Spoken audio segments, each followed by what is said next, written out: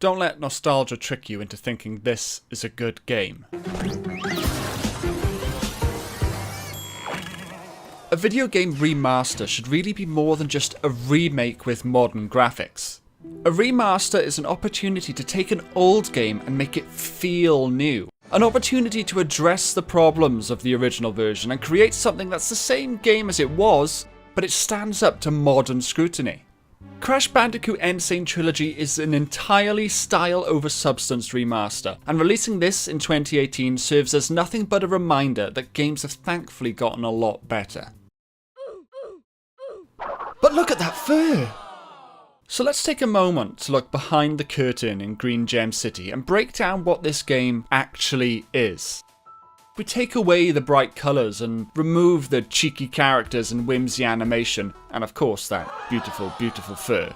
In terms of gameplay, what's left is an almost exclusively linear, pseudo 3D platformer with 2 buttons that you can press: attack and jump.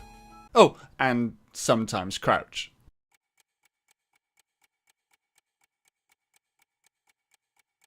Gameplay-wise, we're looking at something with a modicum more depth than Temple Run. And well, I mean, Temple Run actually has power-ups, so depending on who you talk to, it could go either way.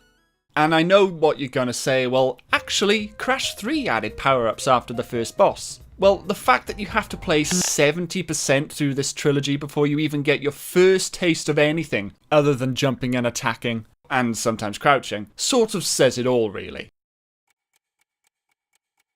And even then, the first power-up you unlock is actually just a slightly more powerful air crouch, which has got almost no actual use in gameplay. Regardless, as this video goes on, it will hopefully become clear that I find much more than just the lack of depth disturbing. In fact, the glaring issue for me with these remakes is how a game with just 2 buttons can't seem to get either of those right. I find myself constantly taking hits from enemies that I've already attacked or landed on. And the frequency that gaps are seemingly impossible to cross with a full-length jump right from the start of the game is alarming. And when it's not gaps which are too large, it's gaps which are too small. Precise jumps that are required. But the air movement is so floaty and doused in treacle, it makes what should be the most basic of maneuvers feel like threading a needle with an udon noodle. And the frustration caused by both the long distance jumps and the short, precise jumps is further compounded by the absolutely pitiful edge collision. It's like every level is an ice level and the corners of every obstacle are made out of bouncy castles. In fact, players have even pointed out that collision is actually even less generous in these remakes due to the fact that Crash and the levels are now more rounded in the new engine compared to essentially being giant cuboids in the previous engine, which made it easier to land on ledges and easier to land on enemies. These remakes are choosing visuals over gameplay in a very critical aspect of the game. They are objectively worse to play than the games that they are a remake of. That is the opposite of a remaster. Now, I don't mind being punished with having to replay a section of a level because I messed up. But when I'm constantly running out of lives, a mechanic for some reason not removed in a 2018 remaster, due to either misleading visuals or controls which I can't, well, control, then it makes the whole experience feel a little bit doo-doo. Actually, let's talk about lives for a moment.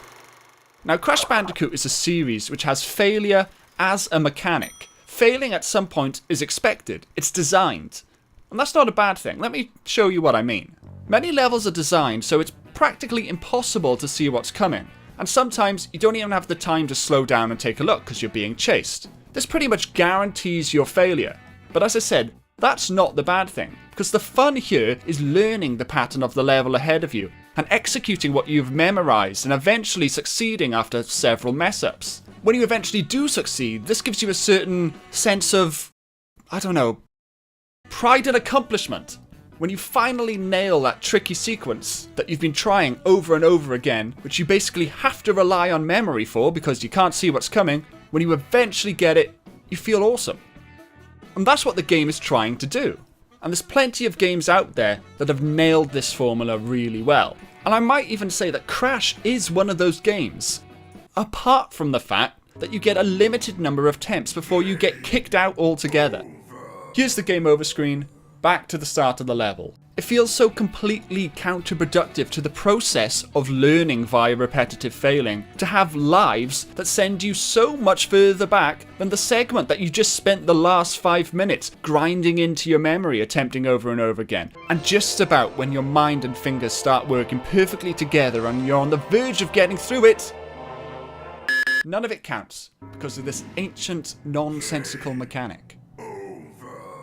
Anyway, where were we? At the time, back in 1996, Crash's relatively simple platforming formula was perhaps something still relatively outstanding. Oh. Forgetting all that, this is 2018 anyway, and a game released today needs to stand up in today's environments, whether it's a remake or not.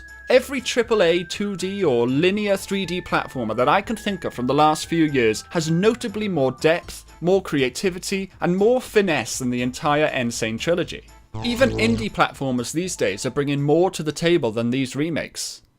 But of course, it's not all bad. These remakes do have something very special, very significant that none of these other games can possibly compete with. And it's the same attribute that led thousands of British citizens born before the 1970s to vote in favour of leaving the EU.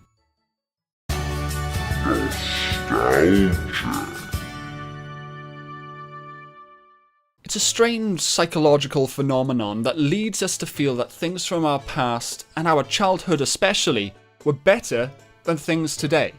The only reason I even bought this game is because I remember it from my childhood. I don't even remember specifically enjoying it, but I remember that it was there. If some new cartoony graphic platformer with anthropomorphic protagonists came out today, do you really think people would be interested in that? Okay, but after their nostalgia wears off, would they actually enjoy it? Other than the fact that Crash is a pre-existing franchise rather than a brand new one, I see absolutely no difference in the end product. We've got a game that nostalgia made people think they would enjoy, but in reality, the gameplay is dated and simply doesn't stand up to modern standards. And I'm not saying that this is a fundamentally bad game, because it isn't. But what I am saying is that it's an unremarkable game, and it's quite rough around the edges. And I honestly believe that very few people, and I mean honestly, and if you ask yourself truly honestly, would have any interest in this game if it was a brand new franchise and anthropomorphic protagonist wasn't something that just reminded you of the 90s. Would this linear platformer with wishy-washy controls really interest you? Maybe it would, but I just want you to think about it. Anyway, that's just my opinion, my point of view, my perspective, and yours might be different, and that's fine. And I will always say that. When something's such a clear opinion piece, it is nothing but one person, the speaker's opinion, perspective, point of view. And that's likely to be different to yours in one way or another. On screen right now are a couple of my earlier videos. I do recommend you check them out because everything I do is a little bit different, so hopefully there's something there for you. And of course, subscribe if you want to see more videos like this or like the others. Thank you and goodbye.